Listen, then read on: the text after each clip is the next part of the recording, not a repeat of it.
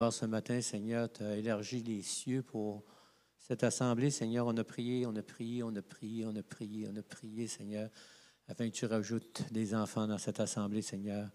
Et on voit aujourd'hui, Seigneur, ta main bénissante sur nous, sur cette assemblée, Seigneur. Et Seigneur, on veut te présenter ces enfants, Seigneur, afin qu'au travers du ministère des moniteurs, Seigneur, que tu puisses les rencontrer, les toucher d'une façon particulière.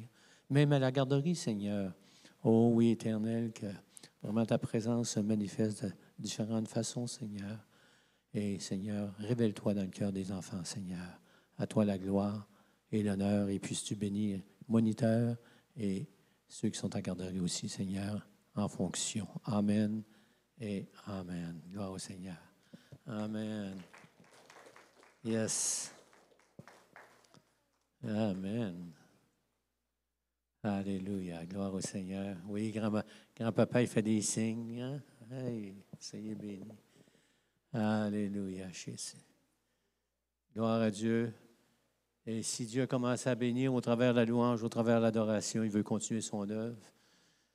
Et c'est nous autres qui avons été bénis à travers la louange, l'adoration. On bénit notre Dieu, mais en réalité, là, la bénédiction a rejailli sur chacun de nous d'une façon particulière.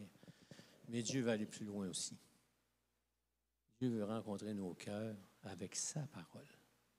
Et Dieu se sert des ouvriers. On va inviter notre frère Denis. Es-tu bon, Denis? Ça va-tu mieux? Amen. J'aimerais qu'on prenne un temps pour prier pour Denis, comme on a prié pour notre frère qui était... Il me dit ça par après, quand on a prié pour lui, qu'il avait eu un gros combat durant la semaine. Ça n'avait pas été facile. Et notre frère, il suit les traces du vieux bonhomme à côté de lui. Hein? Toutes les fois que j'apporte la parole de Dieu, il se passe un événement spécial où j'arrive tout croche à l'église, souvent de la difficulté à marcher, mal au dos, ça paraît peut-être pas, mais c'est comme si l'ennemi ne veut pas qu'on prêche des fois. Et notre frère me disait ça tout à l'heure. Oh, en rentrant, j'ai cette nuit, il dit à 2 heures. À 2 heures le matin, un gros mal de dos, puis tout croche, puis j'ai dit, ça fait partie de la game, mon homme. Hein? L'ennemi ne veut pas que tu prêches, mais tu vas prêcher pareil. Parce que l'onction de Dieu est là. Parce que le pasteur le dit. Non, parce que je le sais, tu m'agaces, je suis capable d'en prendre. Amen. Seigneur, on vient devant toi, Seigneur, et quel Dieu merveilleux, quel Dieu puissant tu es, Seigneur. Et je te bénis pour le frère Denis, Seigneur, qui apporte la parole ce matin. Seigneur, donne-lui la force, restaure son corps, Seigneur. Donne-lui la vigueur de l'aigle, Seigneur Jésus, ce matin, Seigneur. Parce que tu l'as appelé, Seigneur, à apporter la parole ce matin, à bénir ton peuple, Seigneur. Et Seigneur, bénis-le aussi, Seigneur. On te donne toute la gloire et l'honneur ce matin, Seigneur. Et qu'au travers de sa prédication, tu puisses continuer ton œuvre dans mon cœur, dans le cœur de chacun de nous ce matin. Par ta grâce, par ton Saint-Esprit, Seigneur. Continuer cette rencontre qu'on a eue ce matin avec toi, Seigneur. Et que vraiment, le fruit de l'Esprit, Seigneur, puisse nous envahir durant cette semaine, Seigneur Jésus. Oui, oint notre frère d'une façon particulière, Seigneur. Restaure son corps, Seigneur. À toi la gloire et l'honneur, Seigneur. Amen et Amen. 1, 2. Oui, ça fonctionne. Merci, Seigneur Dieu. Merci, pasteur. Merci pour la louange. Oh, la gloire de ta présence nous inonde. C'est quoi les paroles? De puissance. Tu es d'accord là? Tendre Père, sois béni. Par nos chants de louange, tu nous combles, notre Dieu. Et ta gloire remplit ce lieu. Gloire au Seigneur. Ça marche un petit peu avec le message que j'ai. Pas tout à fait pareil, mais ça marche un petit peu avec ça. Merci, Seigneur Dieu. On a parlé tantôt aussi, notre sœur qui a parlé d'avoir soif de Dieu. Soif de Dieu. Soif de le rencontrer. Venir à l'Église ou être dans notre lieu secret pour être seul avec notre Dieu. Pour le rencontrer, pour le connaître personnellement, intimement, si on peut dire, pour être proche de lui. Il n'y a pas de plus grande chose que ça dans notre vie. Il n'y a pas de plus grande chose que ça dans notre vie. Il n'y a rien qui peut apporter autant de joie que d'être dans la présence de Dieu, goûter à sa paix, son amour, sa joie, sa force, sa grandeur. Merci Seigneur Dieu. C'est merveilleux. C'est merveilleux.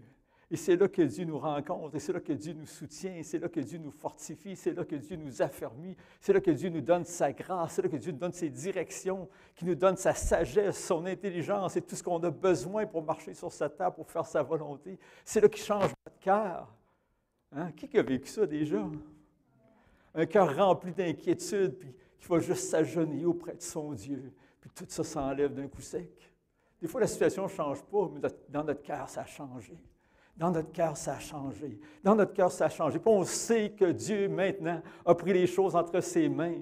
On sait que Dieu, maintenant, prend soin de nous. On n'a plus d'inquiétude parce qu'on sait que le grand Dieu, le Créateur de l'univers, prend soin de nous. On sait que celui qui règne dans le ciel, celui qui peut contrôler toutes choses, qui peut changer les temps, les moments, les circonstances, il est avec nous, il prend soin de nous, il veille sur nous. Alléluia! Il est le grand je suis. Il est celui qui ne change point, qui est toujours le même. Béni soit le nom du Seigneur. Alléluia. Merci Jésus. Merci Seigneur Dieu Tout-Puissant. Oh, qu'on puisse chercher sa présence encore et encore. Chercher la présence de Dieu. Chercher la présence de Dieu. Chercher à le connaître. Chercher à marcher avec lui. Merci Seigneur Dieu. Es-tu trop proche ou trop loin le micro? C'est correct? Merci Seigneur Dieu. Alléluia. La dernière fois, on avait parlé, s'il y en a qui étaient là, qui se souviennent, on a parlé de la vie de Dieu en nous. Peut-être que je peux prendre votre micro si c'est préférable. C'est correct, ça va? OK. La vie de Dieu en nous. On avait dit que celui qui a le Fils a la vie. Hein? Des fois, on pense toujours qu'on a la vie éternelle à la fin de nos jours, mais on a déjà la vie de Dieu dans nous autres. C'est ça la réalité. On a la vie. Puis on avait fait un petit survol de ce que cette vie-là a accompli déjà en nous, puis peut accomplir encore dans nos vies. Puis je veux juste revenir sur 4 éléments importants qui avaient été mentionnés la dernière fois. C'est que, premièrement, c'est que sans le Saint-Esprit, il n'y a pas de vie. Hein?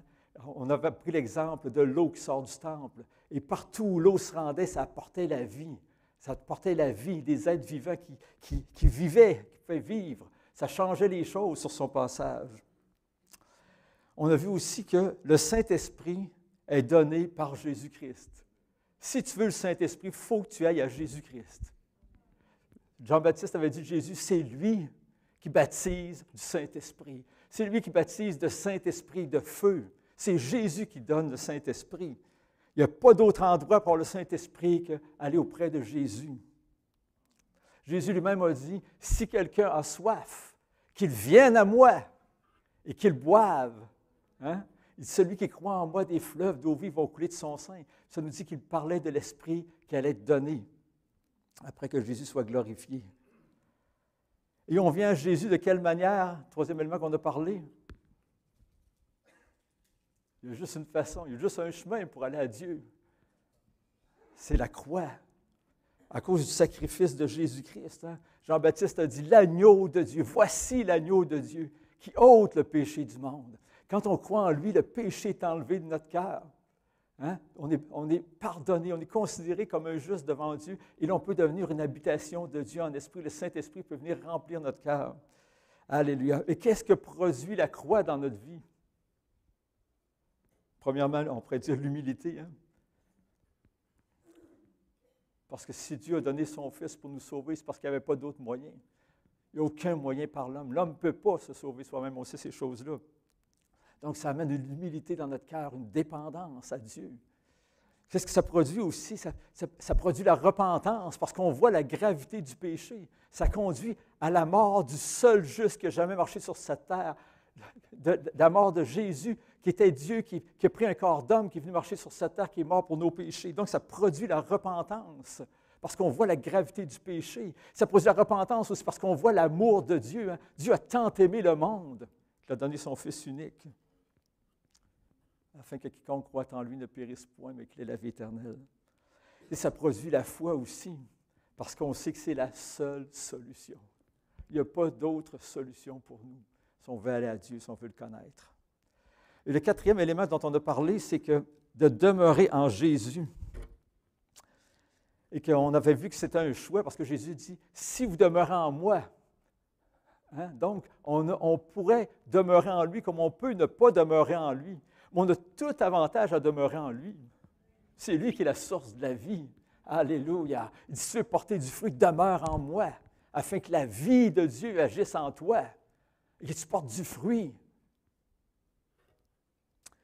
On avait vu comment faire aussi dans Jean 6, 56, où ça dit, « Celui qui mange ma chair et qui boit mon sang », c'est-à-dire qui se nourrit de qui est Jésus, de ce qu'il a fait de son œuvre à la croix, qui garde ça vivant dans son cœur, dans sa vie. Il dit, « Celui-là demeure en moi et je demeure en lui. » Il n'y a pas d'autre façon de demeurer en Dieu que de demeurer dans la foi en Jésus-Christ et en ce qu'il a fait sur la croix. Il n'y a pas d'autre façon.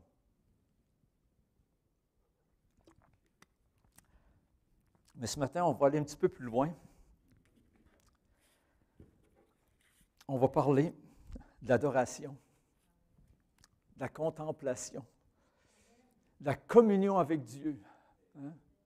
Dans la communion avec Dieu, le mot communion, ce serait bon de regarder ce que ça veut dire exactement dans le grec, mais c'est comme si, moi, de ce que je peux voir, c'est comme s'il y a une action de Dieu, du Saint-Esprit, dans sa présence, puis il y a comme une réponse de notre part. Puis souvent, la réponse n'est pas grande, c'est juste « Alléluia ».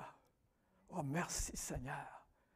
C'est comme on voit la gloire de Dieu en partie, on ne voit pas parfaitement, mais c'est tellement grand, tellement beau qu'on peut juste dire Alléluia. On peut juste dire merci. Et on va voir tous les bienfaits que ça apporte dans notre vie que de pratiquer l'adoration.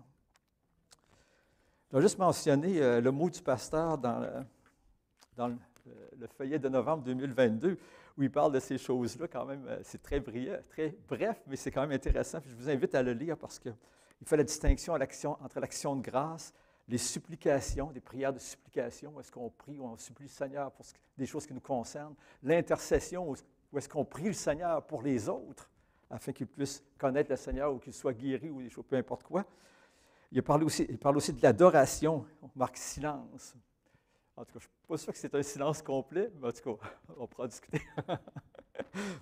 Où est-ce qu'on se concentre sur Dieu seulement, sur lui, sur qui il est, sur son immense amour, sur sa grandeur, sa puissance, sa souveraineté.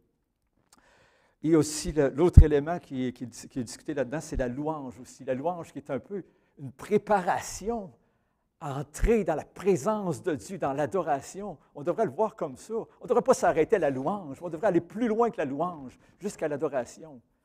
Et là, en même temps, quand on adore, parfois, ce n'est pas seulement de l'adoration. Des fois, ça se mélange, des fois, avec un petit peu d'action de grâce. Ça peut se mélanger avec un peu de louange, avec un peu d'intercession, un peu de supplication aussi. Mais tout cela, quand on est dans l'adoration, est dirigé par le Saint-Esprit. Quels sont ceux qui ont vécu ça des fois? Tu es dans la présence de Dieu, tout à coup, le Saint-Esprit dit « Prie pour telle personne, prie pour telle situation ». Puis il y a une chose que tu sais, c'est que si Dieu te demande de prier pour ça, tu sais que ça va s'accomplir, parce que c'est lui qui l'a demandé. Tu sais que ce n'est pas ta volonté, tu sais que c'est la sienne. Et c'est puissant. C'est puissant. Donc, le titre du message de ce matin, je l'ai appelé « Les bienfaits de l'adoration ». Les bienfaits de l'adoration. Donc, le but, c'est de nous exhorter, de nous encourager à pratiquer l'adoration. Je pense sérieusement que c'est un sujet c'est un aspect qui est souvent négligé dans nos vies. Moi, si je regarde mon expérience, parfois, on le néglige. Pourquoi? Parce qu'on est pressé.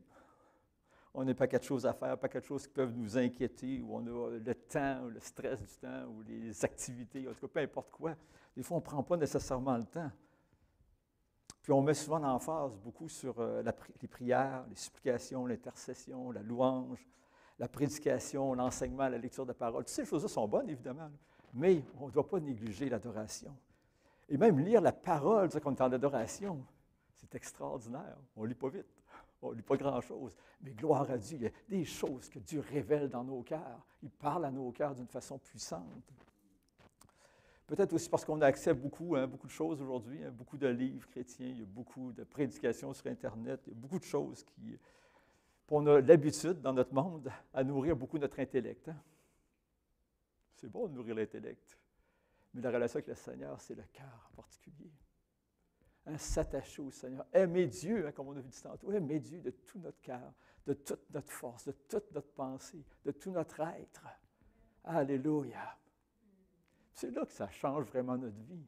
quand ça passe de la tête au cœur, quand on commence à vivre en relation avec le Seigneur, à vivre une expérience avec lui, à laisser diriger nos vies, pas marcher selon la tête, mais marcher selon l'esprit, selon ce que Dieu donne comme direction. Paul disait, c'est le Dieu que je sers en mon esprit. Il n'a pas dit c'est le Dieu que je sers dans mes émotions, ou c'est le Dieu que je sers dans mon intelligence, mais en mon esprit, hein, selon la direction du Saint-Esprit. Ça ne veut pas dire qu'on a posé une intelligence et de la sagesse que le Seigneur nous donne. Non, on doit l'utiliser aussi. Mais la direction vient de Dieu. OK. Donc, on va voir en premier lieu les bienfaits de l'adoration, d'une rencontre avec le Seigneur, c'est-à-dire de la communion. Deuxièmement, comment entrer dans sa présence, l'adoration. On va discuter un peu de ces choses-là. Puis, l'adoration, Jésus a dit, les vrais adorateurs que le Père demande sont ceux qui adorent en esprit et en vérité. On va développer un peu ces choses-là. Puis, j'ai eu à cœur, pour mieux comprendre les privilèges qu'on a aujourd'hui, j'ai à cœur qu'on puisse faire un petit voyage dans l'Ancien Testament pour voir un peu comment certaines choses se passaient, parce que c'est rempli d'enseignements pour nous autres aujourd'hui. Et ce que je veux parler, c'est du tabernacle dans le désert, que Dieu avait dit à Moïse de construire un tabernacle, c'est-à-dire un sanctuaire, où il y avait le lieu saint, il y avait le lieu très saint aussi. Et Dieu lui avait dit à Moïse, pourquoi il voulait qu'il y ait un sanctuaire? Parce qu'il dit que Dieu veut habiter au milieu de son peuple. Dieu veut habiter au milieu de son peuple. C'est comme si c'est le cri du Seigneur. Même on l'a entendu un peu ce matin, c'est le cri du Seigneur que ses enfants viennent proche de lui, que ses enfants cherchent sa présence, cherchent sa face. Pas qu'ils cherchent ses bienfaits, mais cherchent sa face, le cherchent lui personnellement, cherchent à le connaître, lui, le grand Dieu créateur. Et on doit répondre à cet appel. On sait que le diable ne veut pas, mais le Seigneur veut. Hein, il a dit « Venez à moi ». Il dit « Quelqu'un a soif, qu'il vienne à moi ». Il veut qu'on vienne à lui.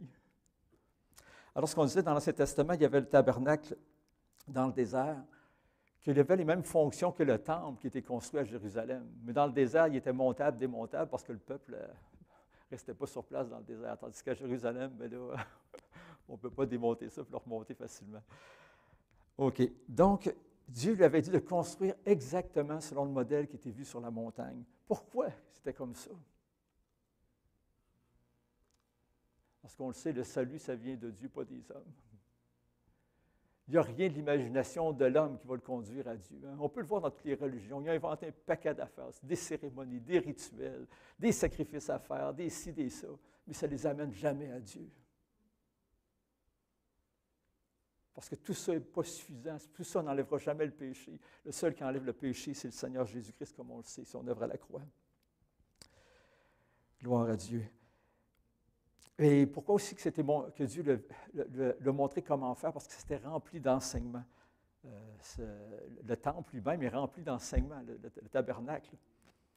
Juste pour expliquer un peu, c'est que dans le désert, il y avait le tabernacle, comme on disait tantôt, le sanctuaire avec le lieu saint, le lieu très saint, et il y avait une genre de clôture qui était tout autour. Et il y avait une porte pour entrer. Et quand on entrait dans l'enceinte, si on peut dire, du tabernacle, qu'on entrait dans le parvis, on appelait ça le parvis, la première chose qu'on rencontre, c'est quoi? C'est ça qui se souviennent? L'autel. L'autel. Pourquoi l'autel? Parce que tu ne peux pas t'approcher de Dieu sans le sacrifice de Jésus-Christ. Ce n'est pas possible de pouvoir t'approcher de Dieu sans le sacrifice de Jésus-Christ. Ce qu'il y avait ensuite, c'est la cuve d'airain, où est-ce que le sacrificateur devait se laver. On ne peut pas non plus s'approcher de Dieu sans se laver. C'est-à-dire quoi? Si on a péché, demander pardon. On doit laisser de côté tout ce qui est de la chair, s'approcher de Dieu avec des bonnes intentions, avec le cœur purifié, d'une eau pure, comme ça dit, par la parole de Dieu, lavé dans le sang de Jésus-Christ. Ça nous enseigne aussi qu'on doit renoncer à nous autres-mêmes pour aller dans la présence de Dieu.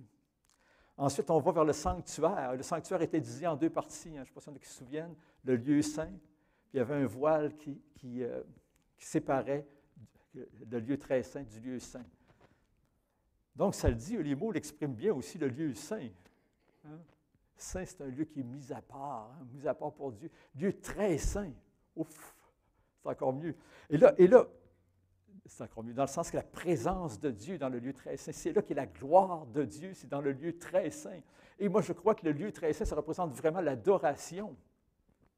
Dans le lieu saint, il y avait le temple des pains de proposition, il y avait le chandelier à 7 branches, hein, avec l'huile qui représente le Saint-Esprit, qui fait qu'Israël est à la lumière des nations. Mais il y avait l'autel de l'encens. L'autel de l'encens, quand on regarde dans la Bible, ou l'autel des parfums, ça représente les prières des saints, l'intercession, la louange, ces choses-là. Et là, tu es dans le lieu saint. Donc, quand tu vas juste à la louange, tu restes dans le lieu saint. Oui, déjà, il se passe des choses, déjà, c'est extraordinaire. Mais quand tu vas plus loin, tu traverses le voile, tu vas dans le lieu très saint. Mais dans l'Ancien Testament, il y a juste le souverain sacrificateur qui, une seule fois par année, peut entrer dans le lieu très saint. Ce que ça nous enseigne, c'est que le chemin n'était pas vraiment ouvert encore. C'était compliqué. Hein? Il y a toutes sortes de cérémonies. Il fallait qu'il entre avec du sang pour le péché du peuple, parce qu'il était le représentant du peuple, et aussi avec du sang pour ses propres péchés, du souverain sacrificateur, parce qu'il n'était pas parfait, pour pouvoir entrer dans la présence de Dieu pendant quelques instants, une fois par année. Dans le lieu très saint, comme on le sait, il y avait une arche qui a été construite, donc une genre de boîte, dans laquelle il y avait un récipient qui contenait la manne. Et puis la manne, c'était le pain que Dieu avait donné dans le désert. Mais Jésus a dit, vos pères ont mangé de la manne, ils sont morts. Mais c'est moi le vrai pain de vie. Donc la manne représentait vraiment Jésus-Christ, hein, le pain de vie. Et ensuite, il a ajouté la verge d'Aaron qui était mise dedans, puis ça dit qu'elle a fleuri. Ça nous parle de la résurrection de Christ. Un morceau de bois, ça ne fleurit pas. Hein? La résurrection de Christ. Et il y avait aussi les tables de la loi, les 10 commandements, qui nous parlent de la sainteté de Dieu et que l'homme a péché. Donc, on ne peut pas s'approcher de Dieu comme on veut. Hein? Ça prenait le sang pour s'approcher de Dieu. OK. Donc, pour répéter, on voit vraiment que l'accès à la présence de Dieu était très limité dans l'Ancien Testament. Et l'autel des parfums, je ne l'ai pas mentionné tantôt, mais il était tout près du voile. C'est l'objet le plus proche du lieu très saint. Puis dans le fond, c'est vraiment par la louange, par la prière, l'intercession, qu'on est le plus proche de l'adoration, de la présence vraiment de Dieu, de la gloire de Dieu.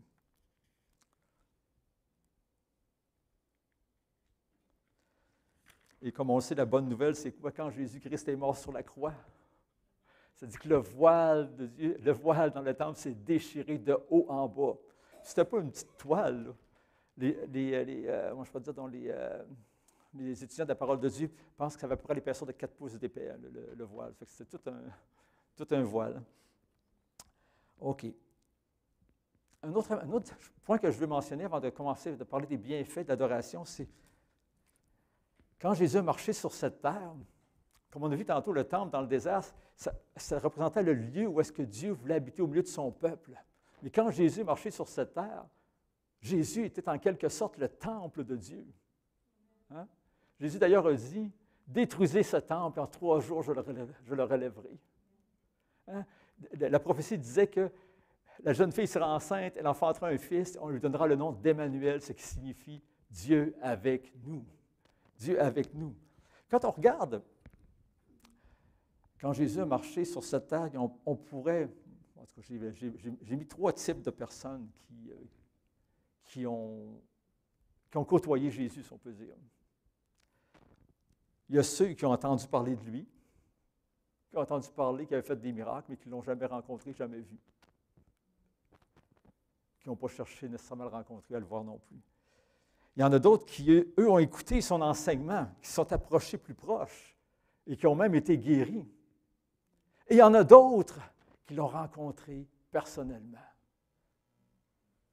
On pense entre autres les 12 apôtres, parce que Jésus dit « Je vous ai choisis pour que vous soyez toujours avec moi ». C'est ce qu'il a dit aux 12 apôtres quand il les a choisis. Eux avaient des entretiens avec Jésus personnels. Il y en a d'autres aussi qui en ont eu. Il y a Nicodème, entre autres, qui sont allés voir Jésus, de nuit peut-être, mais ils sont allés voir pareil, et qui ont un entretien avec lui.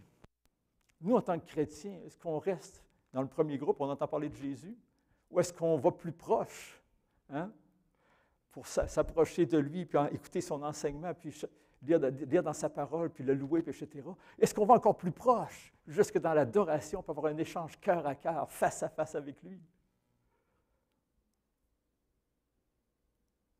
Merci Seigneur Dieu. Donc, on va parler des bienfaits de l'adoration, de la communion, d'un entretien privé avec lui, d'un cœur à cœur avec lui. Avant de commencer à parler de ces choses-là, je voudrais juste parler un petit peu de qui est Dieu. On sait qu'il est créateur, qu'il est le rédempteur, ça va. Mais Dieu est aussi omniprésent. Ce qui veut dire qu'il est partout en même temps. Il n'y a aucun endroit dans l'univers qui n'est pas là. En même temps, on dit qu'il est omniscient, ça veut dire qu'il connaît toutes choses partout. Comparé à nous autres, on connaît un petit peu ce qui nous concerne, pas encore. On voit bien ce qu'on veut voir des fois. On pourrait passer 24 heures sur 24 à écouter une nouvelle, on ne sait même pas tout ce qui se passe sur la Terre. Lui, il sait tout, de A à Z. Non seulement du présent, mais du passé et du futur. On ne peut pas avoir de meilleur conseiller que lui, hein, c'est sûr. Et il est aussi omnipotent, comme on le sait, ça veut dire qu'il est tout-puissant, capable de tout faire. OK.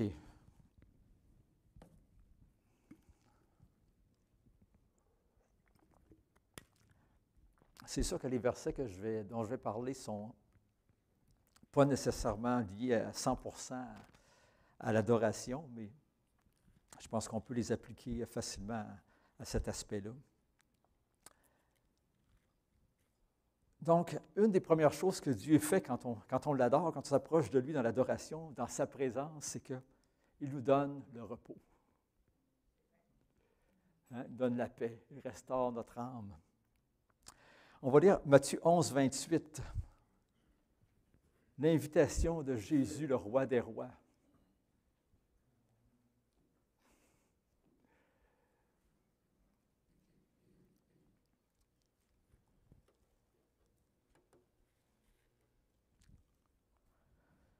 Jésus nous dit, venez à moi, venez à moi. C'est son invitation, venez à moi, vous tous qui êtes fatigués et chargés, et je vous donnerai du repos.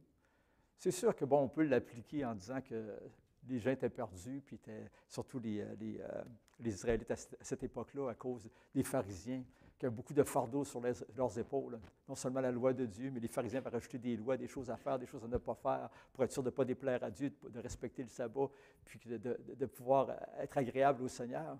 Et ça le chargeait d'un lourd fardeau. Hein. Jésus l'a dit aux pharisiens, vous chargez les gens de lourds fardeaux, vous ne les aidez pas à travers ça. Et puis Jésus vient donner le repos parce qu'il dit, c'est moi qui ai accompli ton salut. Tu n'as pas besoin de te stresser avec ça. Hein. Tu as juste à croire en moi, puis à venir à moi, puis à marcher avec moi. Mais on peut le prendre aussi d'une façon différente quand on est né de nouveau comme nous autres.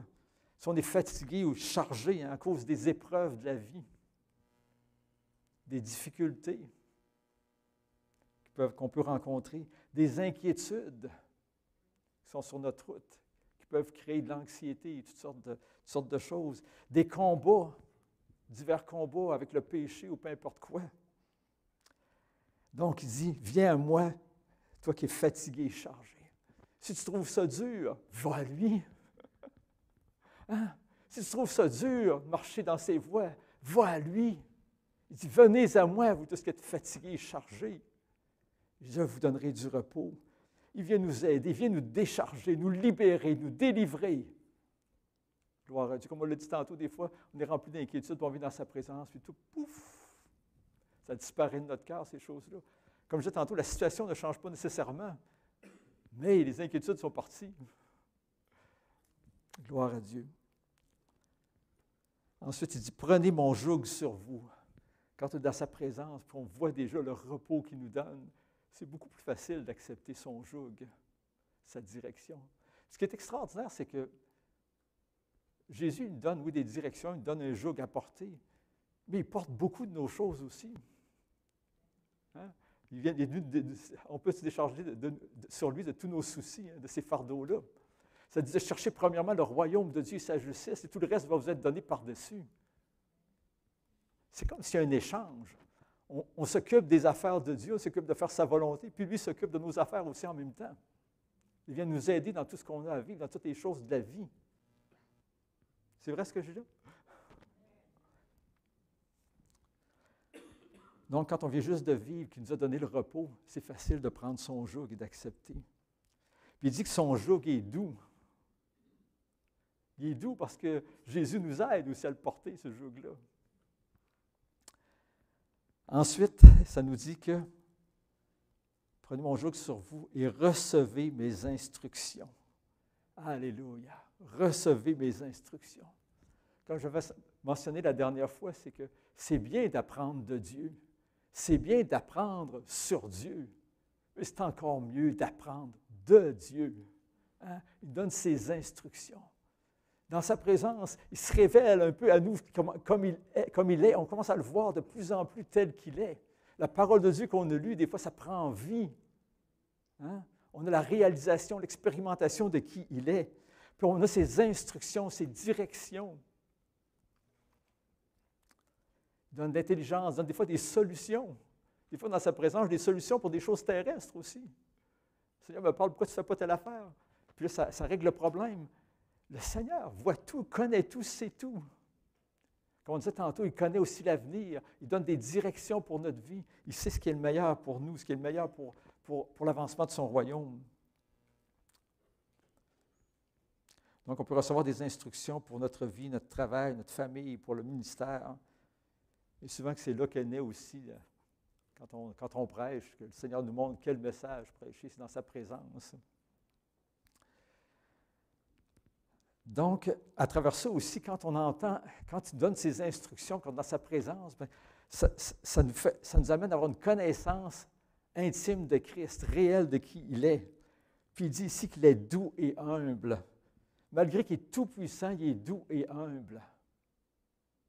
C'est extraordinaire. Même si ça fait 10 fois dans la même journée que tu retournes dans sa présence, tu es rempli d'inquiétude. Il ne te tape pas sa tête. Il ne dit pas « Arrête donc de t'inquiéter ». Non, il vient te redonner la paix encore une fois. Alléluia. Il est doux et humble. Il vient te redonner la paix encore une fois. Il est toujours rempli d'amour. Il nous encourage, nous relève, nous fortifie, nous fait vivre la réalité de sa vie, de sa présence. J'aimerais parler du verset 25 concernant ça, qui est un petit peu avant, dans 11, 25, où Jésus a dit « Je te loue, Père, Seigneur du ciel et de la terre, de ce que tu as caché ces choses aux sages et aux intelligents, et de ce que tu les as révélées aux enfants. » Quand on s'approche de lui comme un simple enfant, dépendant de Dieu, dépendant du Père, Dieu peut faire un paquet de choses dans nos vies, peut nous révéler beaucoup de choses à nous. Gloire à Dieu. Donc, je suis doux et humble de cœur et vous trouverez du repos pour vos âmes. Quand on le rencontre ainsi, c'est sûr que notre foi s'affermit. Ce n'est pas juste théorique, comme on disait tantôt, mais ça vient dans notre cœur. On est conscient, on sait que Dieu est présent, que Dieu existe. On ressort de là, transformé, hein, avec plus de courage, plus de facilité aussi à parler de lui, parce qu'on l'a rencontré. On a vu ce qu'il peut faire dans la vie d'une personne, dans le cœur d'une personne.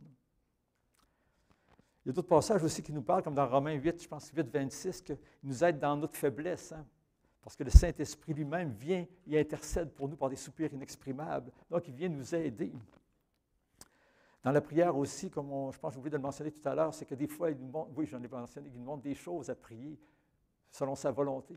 Je me souviens, des fois, j'étais dans sa présence où le Seigneur, c'était un peu spécial, au début de ma vie chrétienne, des fois, le Seigneur nous fait vivre des choses peut-être un petit peu plus spécial dans un sens pour qu'on apprenne aussi dans sa présence. Puis je priais pour quelqu'un, puis je voyais une personne, je priais pour cette personne, une autre personne arrivait après. Tout le temps comme ça. Et aujourd'hui, il n'y a pas d'image, mais des fois, le Seigneur met à cœur de prier pour quelqu'un, prie pour quelqu'un. Tu ne sais pas pourquoi. Des fois, tu le sais, mais des fois, tu ne le sais pas. Tu pries pour la personne. Puis tu ressens que ça, c'est juste quelques mots. Tu es dans sa présence, hein? Jésus, dans la prière, n'a pas besoin de multiplier les paroles, pensant que vous allez être répondu, exaucé à cause de la multiplication des paroles. Mais c'est juste que tu sais qu'il t'a entendu et que tu as prié selon sa volonté. On va aller dans Romains chapitre 8, verset 16.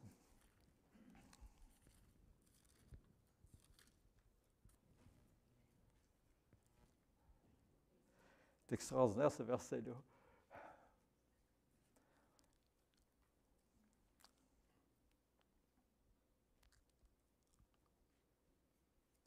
On pourrait lire le verset 15 aussi. Il dit, « Vous n'avez pas reçu un esprit de servitude pour être encore dans la crainte, mais vous avez reçu un esprit d'adoption. » On était adoptés comme enfants de Dieu, par lequel nous crions « Abba, Père ». Et le verset 16, ça dit, « L'Esprit lui-même rend témoignage à notre esprit que nous sommes enfants de Dieu. » L'Esprit lui-même rend témoignage à notre esprit que nous sommes enfants de Dieu.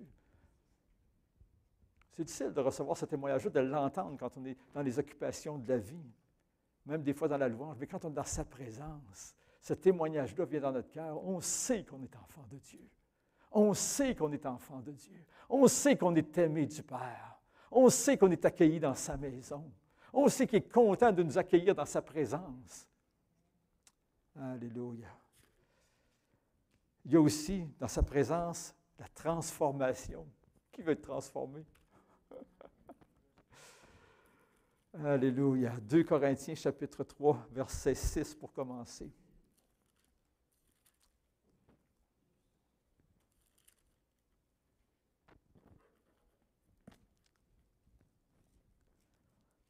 C'est l'apôtre Paul qui nous dit, « Il nous a aussi rendus capables d'être ministres d'une nouvelle alliance, non de la lettre, mais de l'esprit.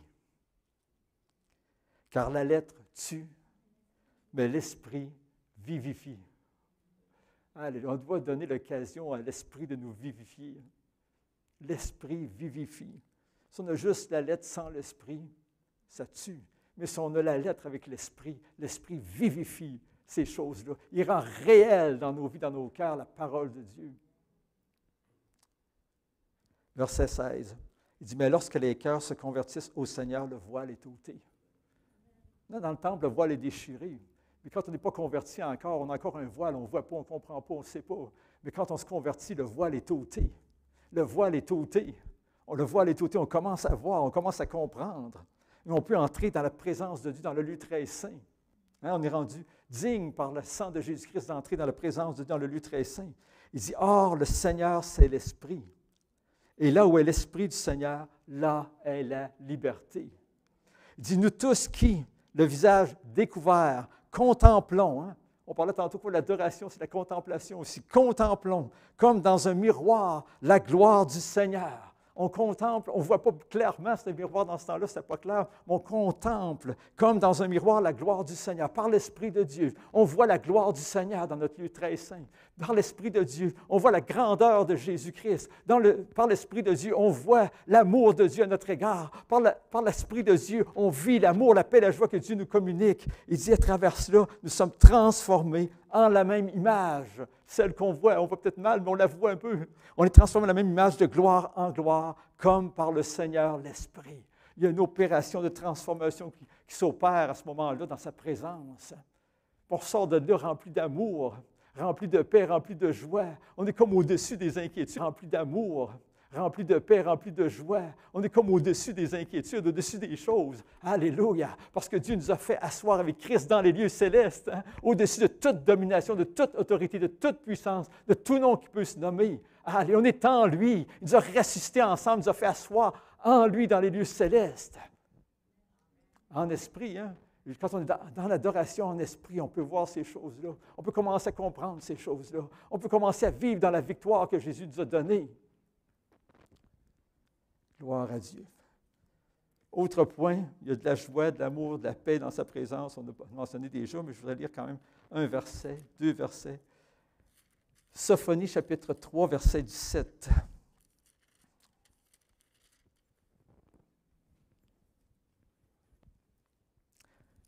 Ça nous dit, « L'Éternel, ton Dieu, est au milieu de toi comme un héros qui sauve. » Alléluia, comme un héros qui sauve. Merveilleux, hein? Il gardera le silence dans son amour. Lui aussi, il garde le silence. Il gardera le silence dans son amour. C'est comme si ces vagues d'amour, des fois, sont déferlées sur nous. Il gardera le silence dans son amour. Il aura pour toi des transports d'allégresse, remplis de joie. Une autre version, on n'y retournera pas, mais dans le psaume, chapitre 16, verset 11, ça dit, « Il y a d'abondantes joies devant ta face, des délices éternels à ta droite. » On peut vivre ces choses-là dans sa présence. Parfois, on se met comme à pleurer profondément, puis on ne sait pas pourquoi. C'est comme si c'est tellement glorieux, merveilleux. Ça, j'ai vécu ça à quelques reprises dans ma vie, puis on ne comprend pas tout ce qui se passe, puis c'est pas important de comprendre nécessairement. C'est comme quand on parle en langue, est-ce qu'on comprend ce qu'on dit? Est-ce que c'est important qu'on ne comprenne pas ce qu'on dit? Non, ce qui est important, c'est qu'on comprenne que Dieu comprend ce qu'on dit. On sait que Dieu comprend ce qu'on dit. Alléluia! Puis on sait qu'on prie dans sa volonté parfaite, parce que ça ne passe pas par notre tête. Merci Seigneur Dieu. Autre point, j'ai appelé ça un moment de possibilité infinie. Hein? Ça dit que tout est possible à Dieu, tout est possible à celui qui croit.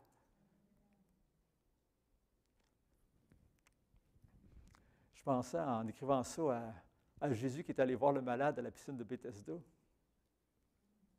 Puis il a dit, veux-tu être guéri? Dans sa présence, des fois, il a dit, veux-tu te la faire? Donc, il est bon, notre Seigneur. Il connaît tous nos besoins, il voit tout, il sait tout. Alléluia. Alléluia. Alléluia. Quelque chose que j'aimerais partager, mais je ne sais pas, je vais avoir les mots pour le dire. Il y a plusieurs années, j'allais m'approcher de Dieu, puis tout à coup, je me suis comme souvenu de la reine Esther, dans l'Ancien Testament, qui devait aller vers le roi, un roi qui aurait pu la rejeter, puis qui a présenté le sceptre, je ne me souviens pas exactement. Puis je me sentais comme ça aussi. Je me présentais devant le Seigneur. Tu sais. C'est de ça, dans le fond, on se présente devant un grand roi. Hein? On n'est pas digne, sinon à cause du sang de Jésus. Merci, Seigneur Dieu. Ce qu'il fait aussi, c'est qu'il révèle Christ en nous. Hein? Il révèle Christ en nous. C'est-à-dire que c'est Christ qui vient agir à travers nous autres, qui vient nous transformer. C'est son action, c'est l'effet de sa vie. Jésus disait aussi que celui qui garde mes paroles, dit, moi et le Père, nous allons prendre résidence chez celui-là, puis on va se manifester à lui, on va se montrer à lui. Alléluia.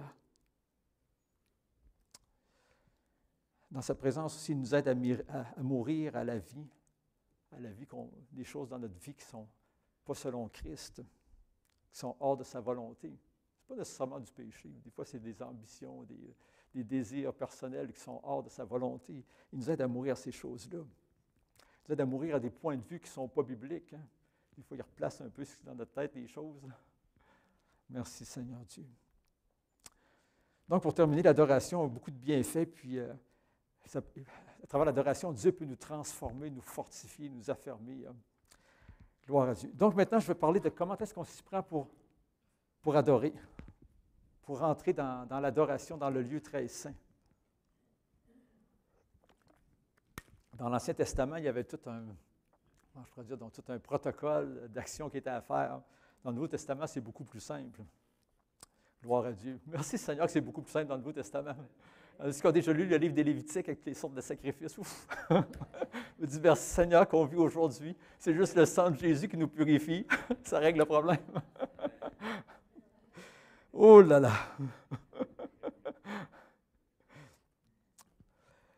Le premier verset que je vais nommer est dans le feuillet que le pasteur avait mis. Il dit, Psaume 46, 11, « Arrêtez et sachez que je suis Dieu. » Le principal obstacle qui nous empêche d'aller dans sa présence, c'est quoi? C'est qu'on ne s'arrête pas. Arrêtez, sachez que je suis Dieu. Il dit, je domine sur les nations et sur la terre. Ce qui pourrait te faire le plus peur, laisse-le de côté, arrête-toi et sache que moi, je suis au contrôle. On connaît le psaume 91. Dieu peut faire tout ce qu'il veut. Ça dit, 1000 tombent à compter et 10 000 à ma droite, je ne serai pas atteint. Mais si Dieu ne veut pas que tu sois atteint, tu ne seras pas atteint. OK. Mais ce n'est pas toujours facile de s'arrêter. On le sait, des fois, il y a beaucoup d'inquiétudes, les soucis de la vie, des choses à régler. Des fois, on va juste ouvrir nos yeux, on voit tout l'ouvrage qui est à faire. C'est pas facile, des fois, de s'arrêter. Il y a le stress. des fois de la souffrance morale, de la souffrance physique aussi. C'est sûr qu'on doit s'aider à enlever ce qui pourrait nous distraire. Hein. Il y en a qui disent des fois tu déplugues le téléphone. Des fois ça peut aider parce que des fois, aussitôt que tu te mets dans la présence de Dieu, ça sonne cette affaire-là. Bien, c'est la sonnerie.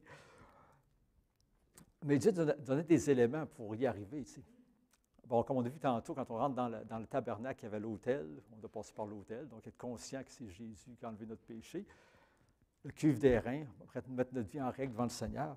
Et ensuite, bien, un élément qui est extraordinaire, la prière, la louange. Hein?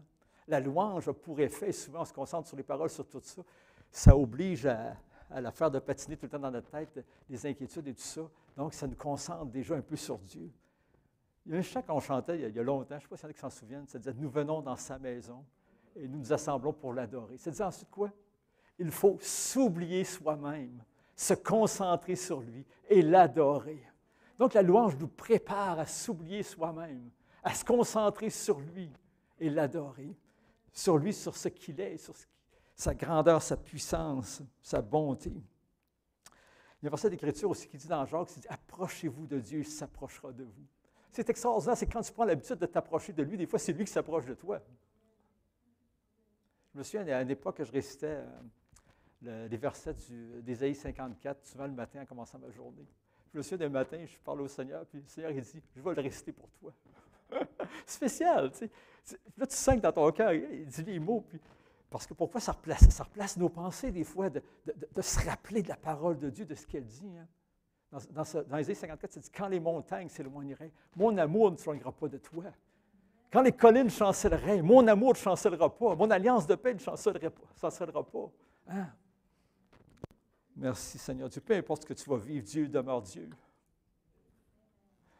Peu importe ce que tu vas vivre, Dieu reste sur le trône. Il ne change pas, il est toujours le même, toujours capable de te secourir, de faire des choses merveilleuses. L'autre point que j'ai écrit, c'est l'adoration n'est pas une perte de temps. Des fois, on se dit, on est trop pressé, mais ce n'est pas une perte de temps. Parce que souvent, quand on l'a adoré, le reste de la journée passe différemment. Quand on a vraiment rencontré le Seigneur, il y a une bénédiction qui s'ensuit. L'autre point qui a été parlé ce matin, qu'on l'a dit tantôt, c'est ça prend une soif de Dieu. Est-ce qu'on a vraiment une soif de Dieu? Est-ce que vraiment on a soif de Dieu? Ou si on se contente juste d'un peu de louange? Est-ce que vraiment on a une soif de Dieu quand on vient à l'église le dimanche matin et qu'on dit « Hey, je vais rencontrer mon roi. » Avec mes frères, on va rencontrer notre roi. On va le louer ensemble pour venir dans sa présence. Alléluia. Puis dans sa présence, tout peut se passer, tout est possible. On peut s'attendre à des grandes choses au milieu de nous autres, à des gens qui sont perdus, qui vont être sauvés, à des corps malades qui peuvent être guéris. Tout peut arriver. Est-ce qu'on s'attend à ces choses-là? Est-ce qu'on a soif de le voir agir? Psaume 63, on va lire les versets 1 à 9 ou 8 en tout cas. C'est un psaume de David. C'est extraordinaire, psaume de David. Il est inspiré, notre ami David. Il dit, « Ô Dieu, tu es mon Dieu. Ô Dieu, tu es mon Dieu. Je te cherche. » Il dit, « Mon âme a soif de toi. » Il y a d'autres passages qui disent, « Comme une biche soupire après des courants d'eau. Mon âme a soif de toi. Mon âme a soif de toi. Mon corps soupire après toi dans une terre aride, desséchée, sans eau. » C'est ce qu'on est sur la terre présentement. À cause du péché, la terre a été souffle et douleur de l'enfantement. Comme on l'a vu la dernière fois, durant le millénium, déjà, l'eau de la vie va couler, puis la terre va être changée. Il va y avoir des choses extraordinaires qui vont se passer déjà. Il dit, « Ainsi, je te contemple dans le sanctuaire. » On pourrait dire, « Je t'adore dans le sanctuaire. Je te contemple dans le sanctuaire. » Pour voir ta puissance et ta gloire. Il dit, « Car ta bonté vaut mieux que la vie. » Ah, il fallait qu'il ait rencontré le Seigneur pour dire des choses comme ça. « Car ta bonté vaut mieux que la vie. Mes lèvres célèbrent tes louanges. Je te bénirai donc toute ma vie. J'élèverai mes mains en ton nom. Mon âme sera rassasiée comme de mets gras et succulents dans l'adoration, dans la présence de Dieu. Mon âme va être rassasiée. Et avec des cris de joie sur les lèvres, ma bouche te célébrera. Lorsque je pense à toi sur ma couche, je médite sur toi pendant les veilles de la nuit, car tu es mon secours et je suis dans l'allégresse à l'ombre de tes ailes. Dans l'allégresse, dans la joie à l'ombre de tes ailes. Même l'allégresse, c'est plus que de la joie, ça déborde. Alléluia. Dans l'adoration, on cherche Dieu pour Dieu. On cherche Dieu pour Dieu, pour le connaître, pour être proche de lui. On ne cherche pas les bénédictions, mais on cherche à le rencontrer, lui, à le connaître. Quand on dit que, dans l'Écriture, ça dit que Jésus était rempli de grâce et de vérité. Imaginez s'approcher d'une personne qui est remplie de grâce et de vérité. Les autres n'ont pu le rencontrer. L'apôtre Jean nous dit, on a contemplé sa gloire comme la gloire d'un Fils unique venu du Père. Imaginez sa personne. On a ce privilège de le rencontrer. Nous autres aussi, on ne le voit pas physiquement, mais on peut le rencontrer et voir en partie un peu cette grâce. Dans l'adoration, je pense qu'on l'a mentionné déjà, il n'y a pas beaucoup de paroles souvent, c'est juste « Alléluia, merci Jésus ». En fait, c'est comme on est dans l'émerveillement, puis on réagit un peu à ce que Dieu est en train de nous montrer. Donc, on va terminer, comme je l'avais annoncé, par Jean 4, versets 23-24. Je pense que j'étais long. 4, 23-24.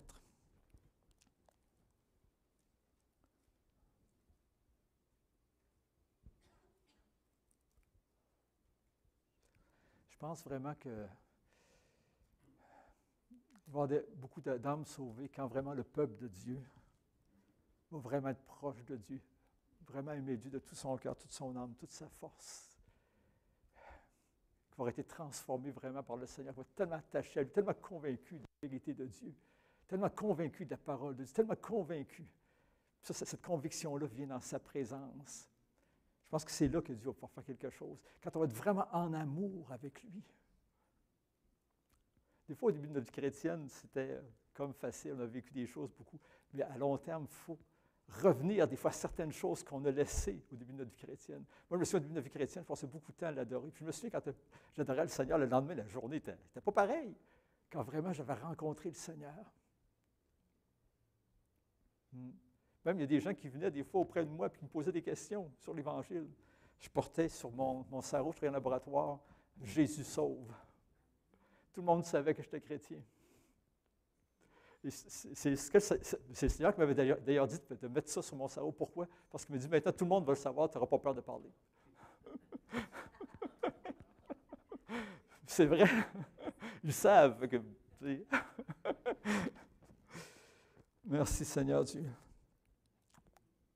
Jean chapitre 4, verset 23-24. Il dit, mais l'heure vient, et elle est déjà venue, où les vrais adorateurs adoreront le Père en esprit et en vérité. Ce sont là les adorateurs que le Père demande.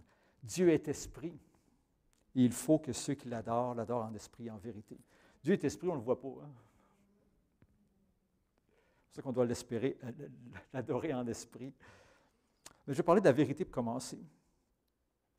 En vérité, ça veut dire quoi? On sait, on est conscient de qui on adore, hein? Qui est le Créateur, le Souverain, le Rédempteur, le Sauveur. Je pense que des fois, on ne voit pas Jésus tel qu'il est vraiment. Jésus est complètement différent de nous. Oui, on est devenu le temple du Saint-Esprit. Mais on ne peut pas être le temple du Saint-Esprit sans être dans le temple de Jésus-Christ, sans être en Jésus-Christ. C'est lui le oint par excellence. C'est lui qui donne l'onction à ses enfants. Sur la montagne de la transfiguration, qu'est-ce que Dieu a dit? Celui-ci est mon Fils bien-aimé, écoutez-le.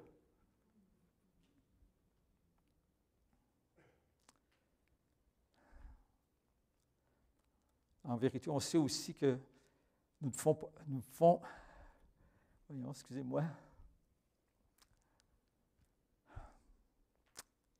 On sait aussi qu'on peut l'adorer finalement à cause de son amour, de sa grâce, du sacrifice de Jésus-Christ. Il y a de la reconnaissance finalement dans notre cœur quand on s'approche de lui.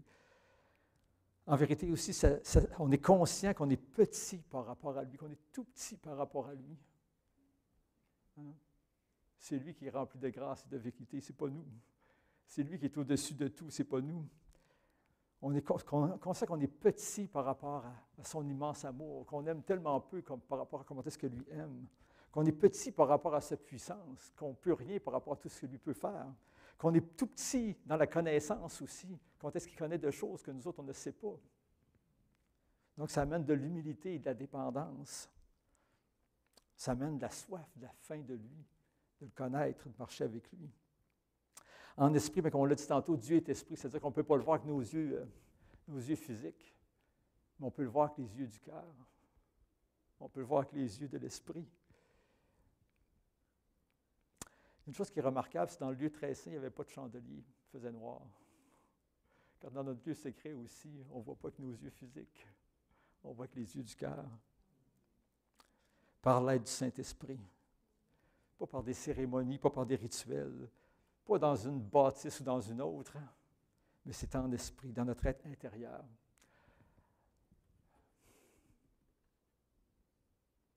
Il y a quelque chose que j'allais dire, puis j'ai oublié. Allez là, c'est ça que j'allais dire. Dans le fond, on peut l'adorer dans l'Église, on peut l'adorer dans notre lieu secret, on peut l'adorer dans une foule qui ne parle pas de Jésus, qui ne loue pas le Seigneur. On peut l'adorer dans notre voiture, on peut l'adorer n'importe où. Il n'y a pas d'endroit spécial pour l'adorer. Ce qui compte, c'est en esprit et en vérité. Merci, Seigneur Dieu.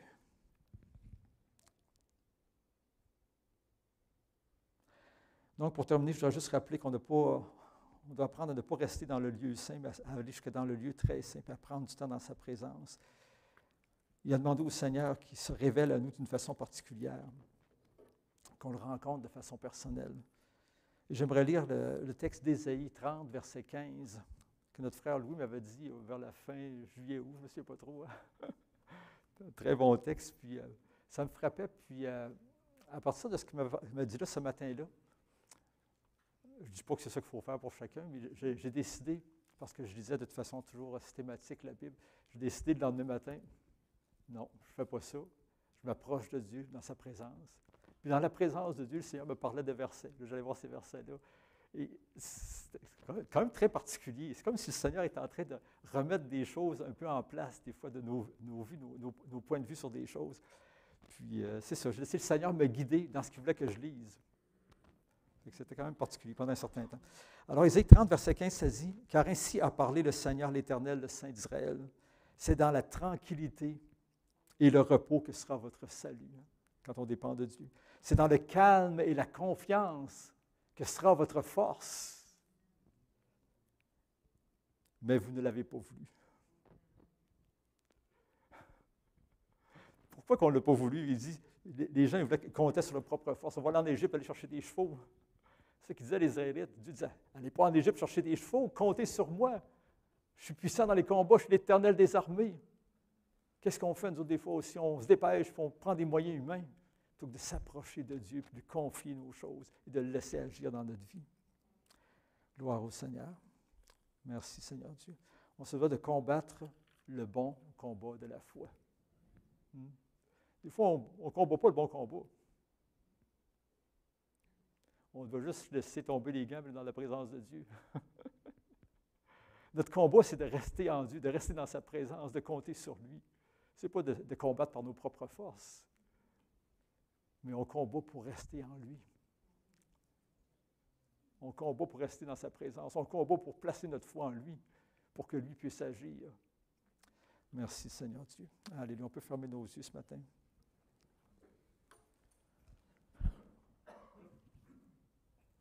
Merci, Seigneur, pour ta parole. Ta parole qui est la vérité.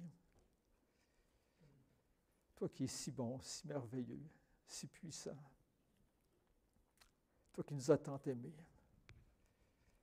Père, je prie, Seigneur Dieu, afin que chacun d'entre nous, Père, tu nous apprennes à s'arrêter, à s'approcher de toi, Seigneur Dieu, à t'adorer, Seigneur Dieu Tout-Puissant. On te demande, Père, que tu manifestes ta gloire dans notre temps d'adoration, Père, que tu te manifestes à nous, c'est comme tu l'as dit. On cherche à s'approcher de toi, Seigneur. On sait que tu vas t'approcher aussi de nous. Et on te demande vraiment que tu nous bénisses dans cette voie, Seigneur Dieu, et que tu nous transformes de gloire en gloire, comme par le Seigneur l'Esprit. Ô Dieu Tout-Puissant, que ton nom soit loué, glorifié, Seigneur. Que ton nom soit béni, Seigneur Dieu Tout-Puissant. Qu'on puisse t'adorer, Seigneur, te louer, te bénir, car tu es bon, Seigneur. Tu es notre Dieu, notre Sauveur, celui qui nous a aimés le premier, celui qui nous a délivrés de la puissance du péché, celui qui nous a délivrés de la puissance des ténèbres, nous a transportés dans le royaume du Fils de ton amour, celui qui a ouvert nos yeux afin qu'on contemple, qu'on voit le Fils de Dieu. Alléluia, oh Seigneur, nous sommes ceux à qui tu as fait de si grandes promesses, Seigneur, d'être avec toi pour l'éternité. Nous te rendons grâce, Seigneur Dieu. Nous te rendons grâce, nous te louons ce matin. Sois béni, glorifié, ô Dieu. Alléluia. Merci, Jésus. Merci.